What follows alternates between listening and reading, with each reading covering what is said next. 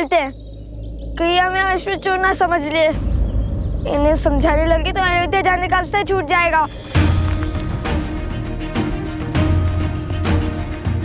बात तो उचित है। ठीक है मित्र, अपना ध्यान रखना। हम चलते हैं। यदि प्रभु श्री राम ने चाहा तो फिर भेंट होगी।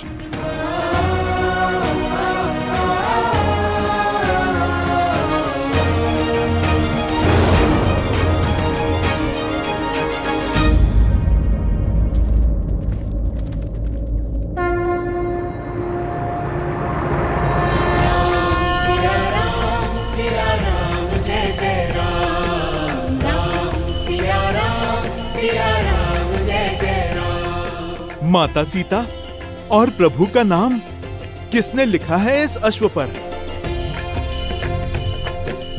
अवश्य ही कोई राम भक्त होगा। मेरी पुत्री।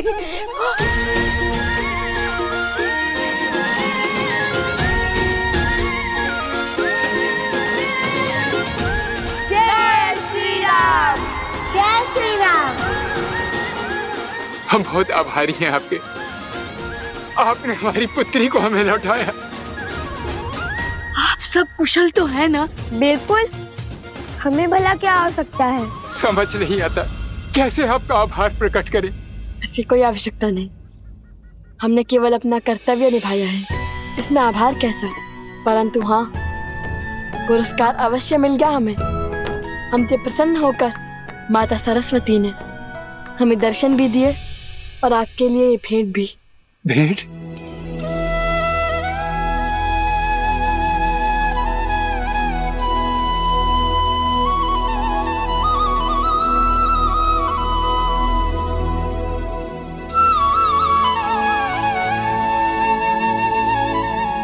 ये तो साक्षात नारायण का स्वरूप शालिग्राम प्रतीत होता है। ये शालिग्राम ही है, और यदि ये माता सरस्वती ने दिया है तो इसमें अवश्य ही कोई गुण बात होगी।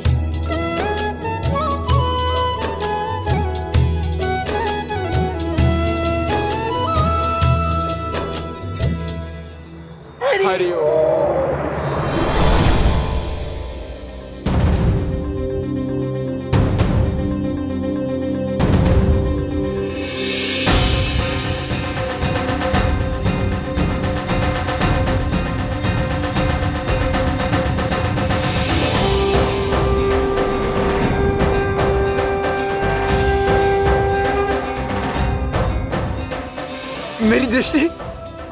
मेरी दृष्टि वापस आ रही है। मैं अपनी पुत्री को देख सकता हूँ। मेरी दृष्टि वापस आ गई।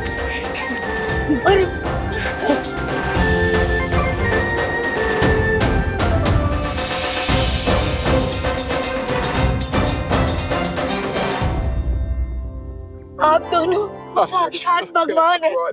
नहीं, भगवान तो स्वयं श्री राम है। हम तो केवल उनके भक्त हैं।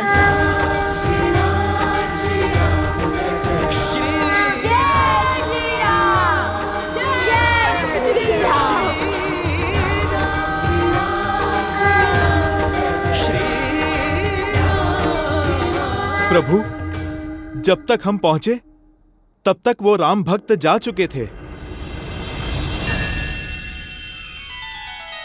श्री रामचंद्र कृपालु भज मन हरण भव भय दारुणम नव कंज लोचन कंज मुख कर कंज पद कंजारुणम। सिया राम, सिया राम, सिया राम, सिया राम, सिया राम, सिया राम।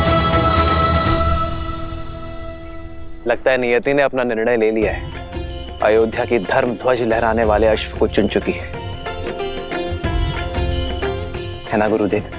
हाँ, अब इस अश्व पर संसार की धुरी का नाम है। राम के नाम से शुभ और क्या हो सकता है महाराज? नहीं आचार्य, सीता के नाम ने उसे शुभ बनाया है।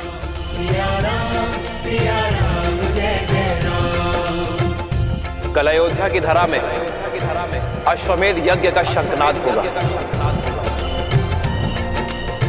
धर्म की जय हो। रघुकुल की जय हो।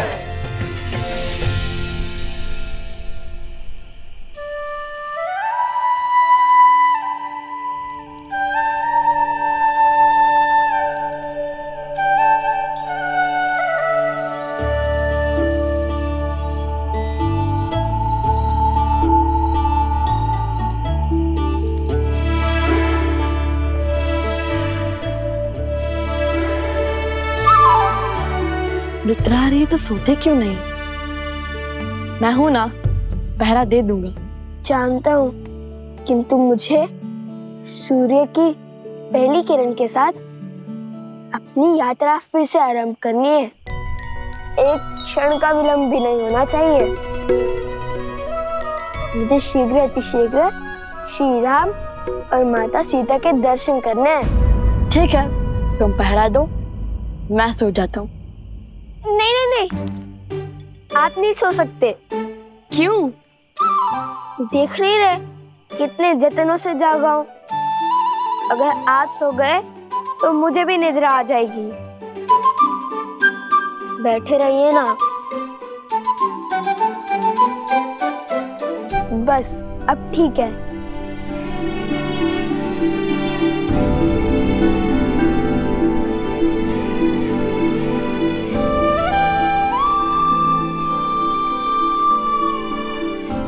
कितने भोले हैं ये। इन्हें लगता है राजकुमारी सीता अभी भी अयोध्या में ही है।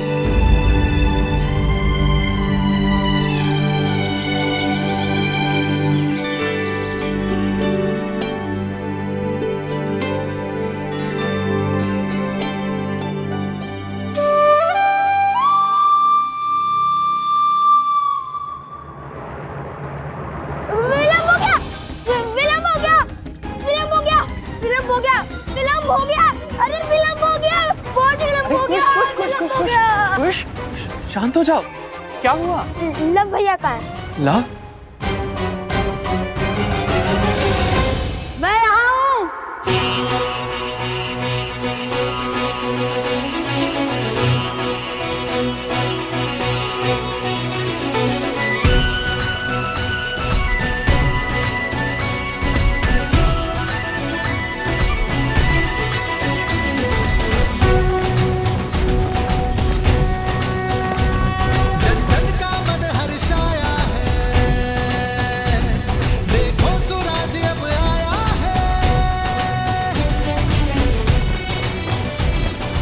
कर लो दर्शन धर्म का साम्राज्य, श्री राम का राज्य अयोध्या है ये।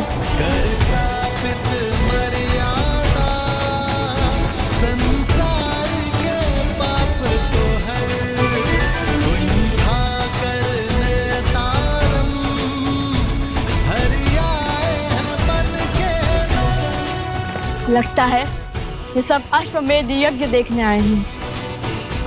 ये तो पूरा संसार अयोध्या आ गया है।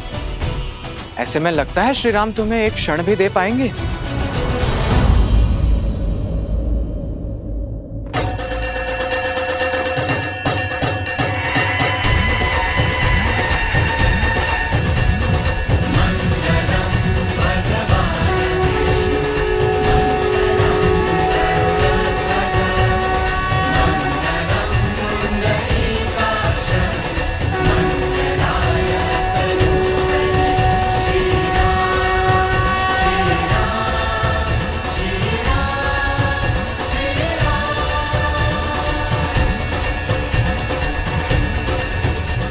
यह शंखनाद अश्वमेध यज्ञ के आरंभ का सूचक है।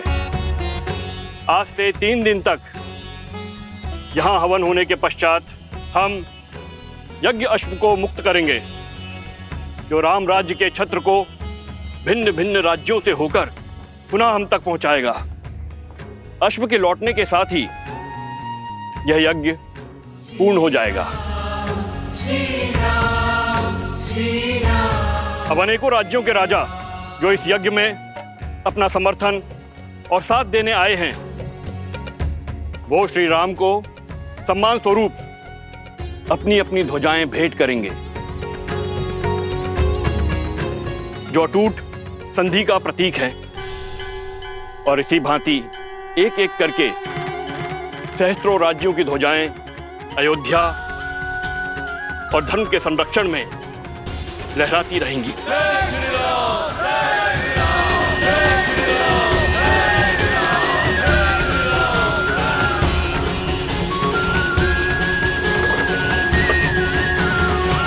लगता है अश्वमेध यज्ञ आरंभ हो गया।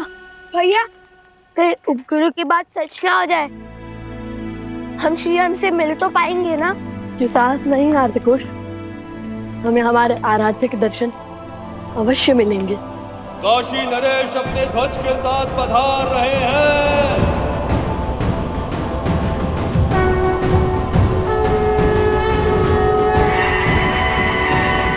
अरे कुश, लगता है यज्ञ की प्रक्रिया आरंभ हो गई है। सुना तुमने?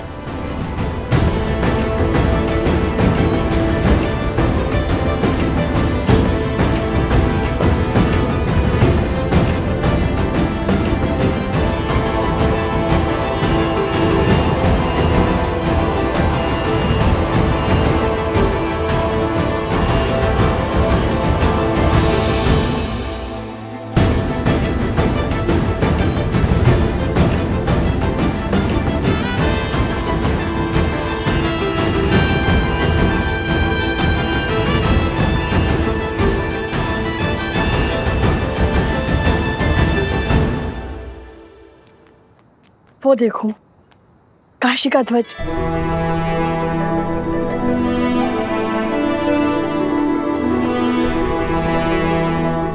यदि लोगों को ज्ञात होता कि राजकुमार पधारे हैं, तो सब सर झुकाकर हमें मार्ग दे देते। वो तो सही है, किंतु हम ऋषि कुमार हैं, राजकुमार नहीं। चलो चलो चलो चलो, देरी हो रही है, चलो। मध्य प्रदेश के राजा अपने ध्वज समर्पित कर रहे हैं।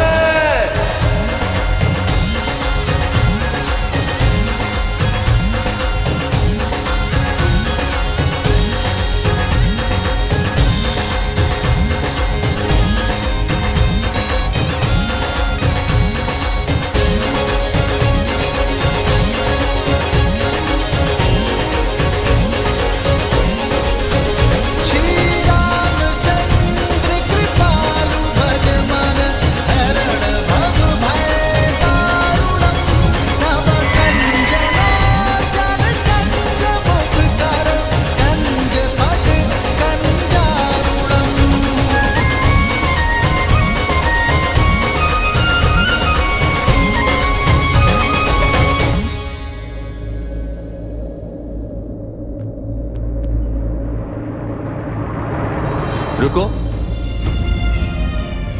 पीछे हटो। ऋषि कुमारों, क्षमा करना, आप अंदर प्रवेश नहीं कर सकते। बटुकों के लिए भोजन शयन आदि का प्रबंध उस ओर है, वहां जाएं। हमें ना भूख है ना प्यास, हमें है आस श्री राम से मिलने की। आप क्यों चिंता करते हैं महाराज? यहाँ यज्ञ तो कई दिनों तक चलेगा। कृपया हमें हमारा कार्य करने में सहायता करें और आगे से बाईं ओर मुड़ जाए। किंतु वो तो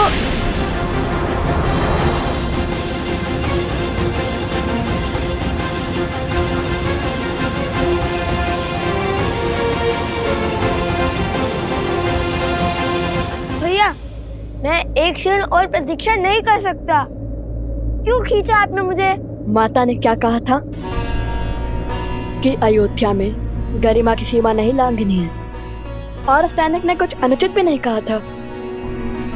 कितने प्रेम से कहा था उसने, फिर क्यों नहीं मानी उनकी बात? तो फिर कोई और युक्ति खोजिए भैया। इतनी भीड़ में हम श्री राम से कैसे मिलेंगे? एक राजा के बाद दूसरा आ रहा है।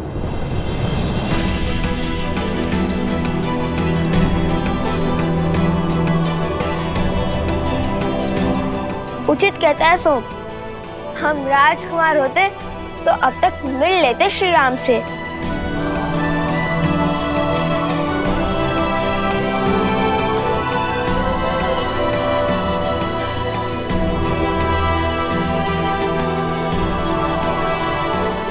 देखो कुश, मिथिला नरेश भी अभी तक नहीं है।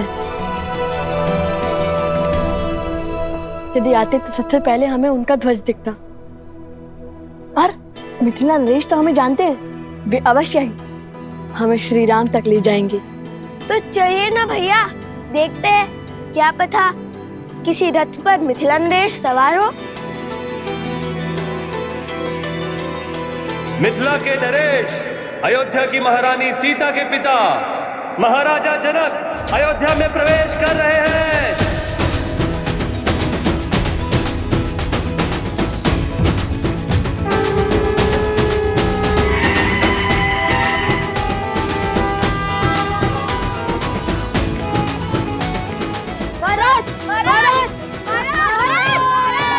महाराज जनक की, महाराज जनक की, महाराज जनक की, महाराज जनक की, महाराज जनक की, महाराज जनक की, महाराज जनक की, महाराज जनक की, महाराज जनक की,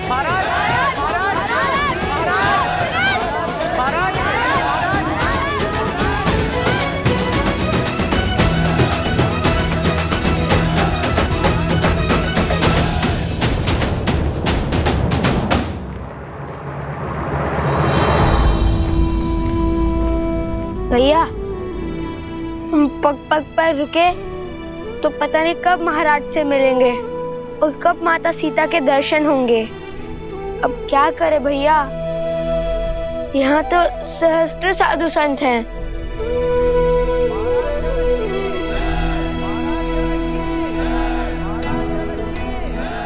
आसपास ही रहना लवकुश, हम धर्मशाला में व्यवस्था करके आते हैं।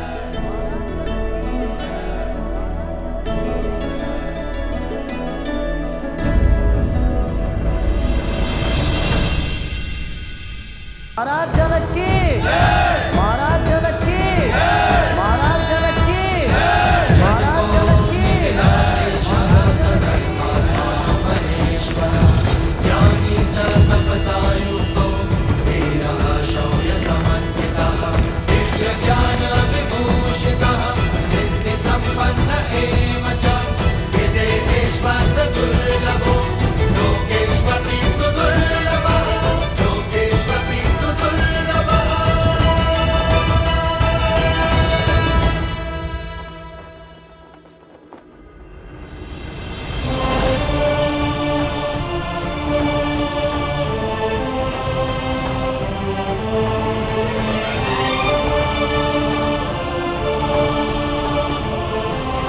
अयोध्या आपके आगमन की प्रतीक्षा कर रही थी मिथिला नरेश।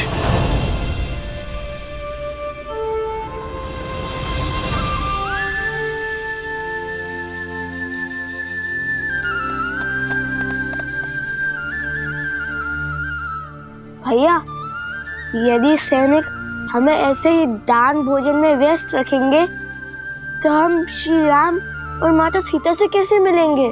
माता कहती है कि कई बार दृष्टिकोण बदलने से समस्या का हल अवश्य मिल जाता है कुश। हमारा लक्ष्य श्री राम और माता सीता है। दृष्टिकोण बदलने के लिए या तो हमें कुछ ऐसा करना होगा जिससे हम श्री राम के पास जाए, या तो श्री राम हमारे पास आए। भैया, हम कौन से बड़े महान राजा, साधु या फिर कलाकार हैं जो महाराज हमसे मिलने आएंगे या हमें अपने पास बुलाएंगे?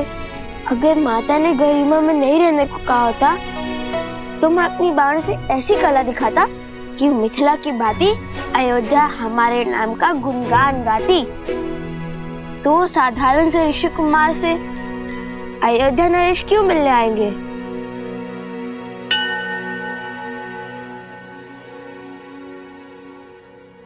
एक बार पुनः बोलना। दो साधारण से ऋषि कुमार? ये नहीं, उससे पहले जो बोला था। भानु से कला का प्रदर्शन?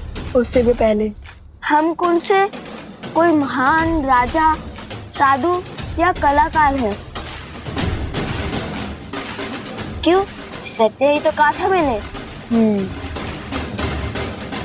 कला कुश, कला।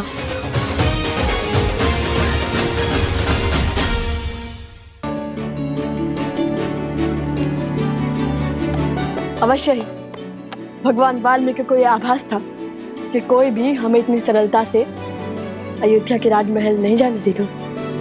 इसलिए उन्होंने राम कथा के गान का आदेश दिया था हमें। चलिए भैया।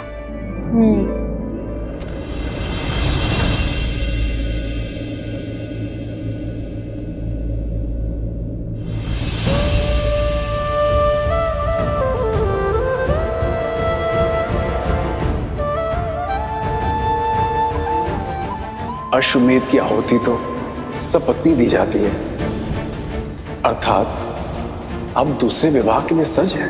जब आप अयोध्या पधारिएगा तो स्वयं मेरी पत्नी को देखिएगा।